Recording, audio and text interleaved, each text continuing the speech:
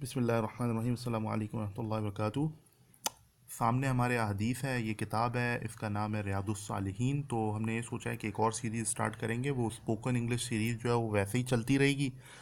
ये हम series start कर रहे हैं जिसके अंदर तमाम अहादीस जो सिंपल अहादीस हैं बच्चों के लिए, मिसाल के तौर पे रियादुस्सालिहीन जो उलमा स्कॉलर्स ऑफ इस्लाम जो इंग्लिश के अंदर, ताकि बच्चे इंग्लिश में समझ भी सकें और डिलीवर भी कर सकें। अगर इंग्लिश कंट्रीज़ में किसी जगह जाएं तो वहाँ पर एक तो सुन रहे हो तो समझ में भी आए, और फिर अगर पढ़ें तो पढ़ना भी उनको आए। कुछ ऐसे अल्फाज मखसूस होते हैं जो सिर्फ़ अहादीस और मतलब इस्लामिक लिटरेचर के साथ मंसूब होते हैं, और वो वर्ड्स और वो वोकेबलरी जो है वो हदीस से ही मिल सकती है। और इसके अलावा वैसे भी फेमिलियरिटी विद हदीस जो है वो इम्पॉर्टेंट है। तो हम इसको अगर इंग्लिश में पढ़ेंगे तो इससे ये होगा कि हम इस मैसेज को और अच्छे तरीके से डिलीवर कर सकेंगे। तो ये एक हदीस है, रेफरेंस यहाँ अल बुखारी लिखा हुआ है, ये रियादुस्सालिहीन के अंदर मजमुआ है। तो ये हम सीरीज़ शुरू कर रहे हैं इंशाल्लाह आज जुम्मे से, और इसको हम कंटिन्यू करेंगे। कोशिश करेंगे कि इसको जो है वो एक दो हदीस जो है रोज़ाना कर ली जाए, या मतलब जैसे जैसे मौका मिलता है तो हदीसें जो है वो रिकॉर्ड करते जाएं इंशाल्लाह। सही है। तो शुरू में बेटा आप लोगों को प्रॉब्लम होगी थोड़ी सी, सही है, लेकिन you have to go through it. आपको इस हर्डल को क्रॉस करना है और आगे निकलना है। सही है। चले, अब ये पहली हदीस है, नरेटेड। नरेटेड जो है ना, ये देखें क्या लिखा है, नरेटेड।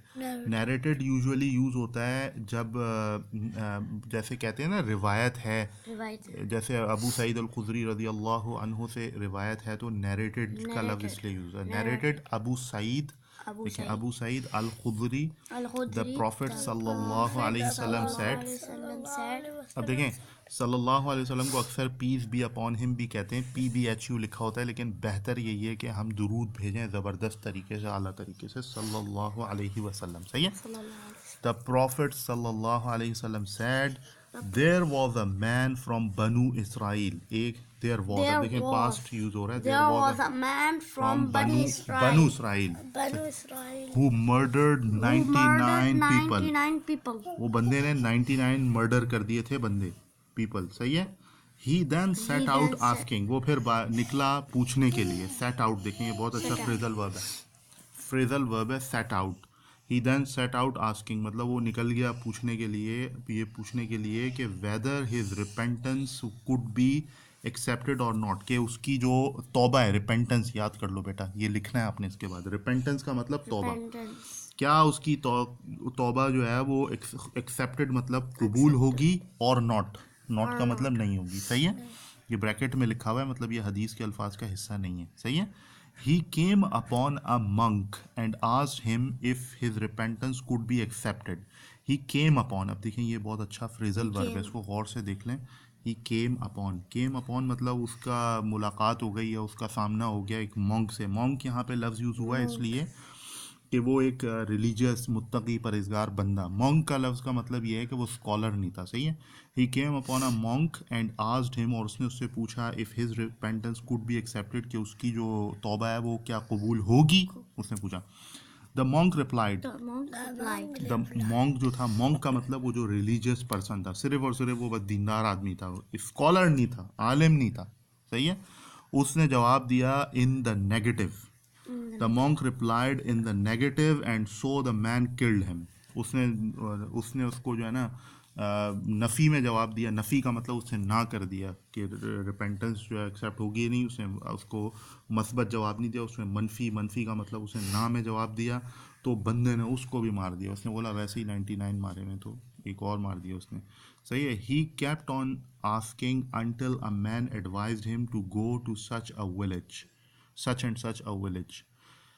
वो पूछता रहा, ही केप्ट ऑन, अब देखो केप्ट ऑन का मतलब है उसने जारी रखा, आस्किंग पूछना उसने जारी रखा, अंटिल उस वक्त तक, अ मैन एडवाइज्ड हिम एक आदमी ने उसको उसको नसीहत की। बेटा आप नहीं बोल रहे, advised him, advised him to go to such and such a village, तो फलाने फलाने शहर में, गांव में चले जाओ। So he left for it, तो ही लेफ्ट फॉर इट मतलब तो वो निकल गया, चला गया। But death overtook him on the way, लेकिन मौत ने उसे ओवरटुक हिम, ये देखो गौर से देख लो, ओवरटुक हिम मतलब मौत ने उसे आ लिया, मौत आ गई उसको, यानी वो मर गया। On the way on the way, देखो लफ्ज़ कैसे लिखा, on On the the way way. मतलब रास्ते में वो मर गया। मर गया. वाइल डाइंग, वाइल While का dying. मतलब होता है जो अमल हो रहा हो, मतलब मरते हुए। While dying he turned his chest towards that village, उसने अपनी छाती जो है चेस्ट उस गांव की तरफ कर दी, where he had hoped his repentance would be accepted, जहाँ से उसको उम्मीद थी कि वहाँ पर उसकी तौबा जो है वो कबूल हो जाएगी। And so the angels of mercy and the angels of punishment quarrelled, फिर उसके बाद जो फरिश्ते थे, मर्सी का मतलब रहमत के फरिश्ते, and the angels of punishment, ये एंजल होता है फरिश्ते, सही है, ऑफ पनिशमेंट, पनिशमेंट का मतलब जो सज़ा के फरिश्ते थे, उनके दरमियान कोरल्ड, कोरल्ड का मतलब उनका बहस हुई, कोरल्ड का मतलब उनका मुबाहसा हो गया, एक बहस हो गई, सही है, बहस मुबाहसा हो गया, अमंग्स देमसेल्व्स, उनके दरमियान। अब अमंग यूज़ होता है जब दो पार्टियां हो ना, दो से ज़्यादा हो तो बिटवीन यूज़ होता है, तो क्या यूज़ होता है, Aman. पार्टियां ना, एंजल ऑफ मर्सी और एंजल ऑफ पनिशमेंट, Martin's. दो हैं, एक तो सज़ा वाले और एक जो है ना वो रहमत वाले फरिश्ते, मतलब जन्नत वाले दोज़ख वाले यूं कह लो।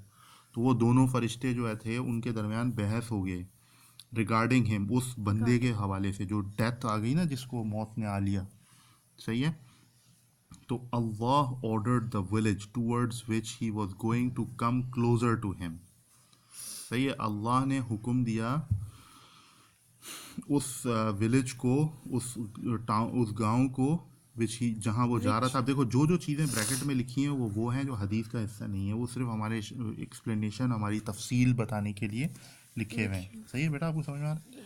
टूवर्ड्स विच अल्लाह ऑर्डर्ड, अल्लाह ने हुक्म दिया उस गांव को, उस कस्बे को, to come closer to him, उसके करीब आ जाए, and ordered the village he had come from to go far away, जिस गांव से वो आ रहा था उसको अल्लाह ने दूर धकेल दिया, जिसकी तरफ जा रहा था, जहाँ पे उसकी तौबा कबूल होनी थी, उसको करीब कर दिया।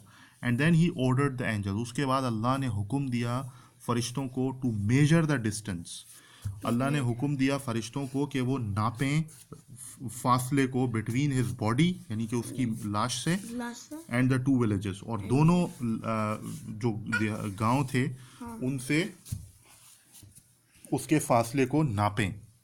सो he was found to be span closer to the village he was going to, he was found to be one span closer, तो वो पाया गया एक स्पैन, एक हाथ तकरीबन, एक यूनिट जो है ना वो पाया गया करीब उस गांव से जहां वो जा रहा था। कहाँ वो जा रहा था, जहां पे उसकी तौबा, रिपेंटेंस, तौबा को क्या बोलते हैं यहाँ पर, रिपेंटेंस, रिपेंटेंस उसकी कबूल होनी थी। दस लिहाजा, दस, ये देखो किस तरह लिखा है, दस ही वॉज फॉर गिवन, लिहाजा उसे माफ़ी दे दी गई, उसकी मगफिरत कर दी गई। फॉर गिवन का मतलब माफ़ कर दिया, Maaf.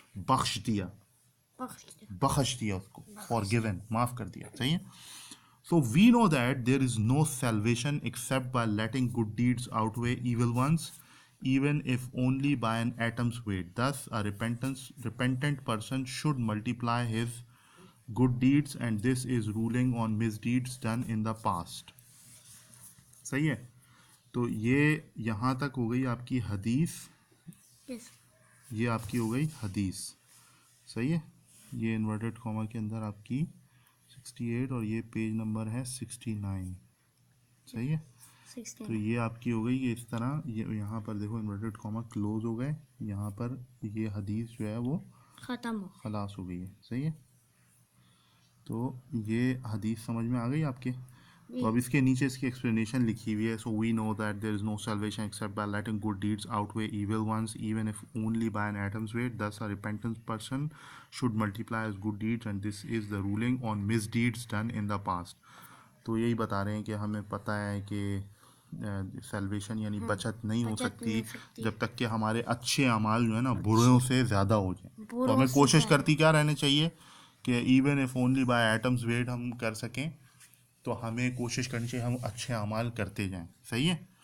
As to the determination related to the future, one should undertake a confirmed covenant with Allah not to return to such sins or their like. The parable for this is the patient who has learned that the fruit will cause him harm, so he decides not to eat fruit during his illness.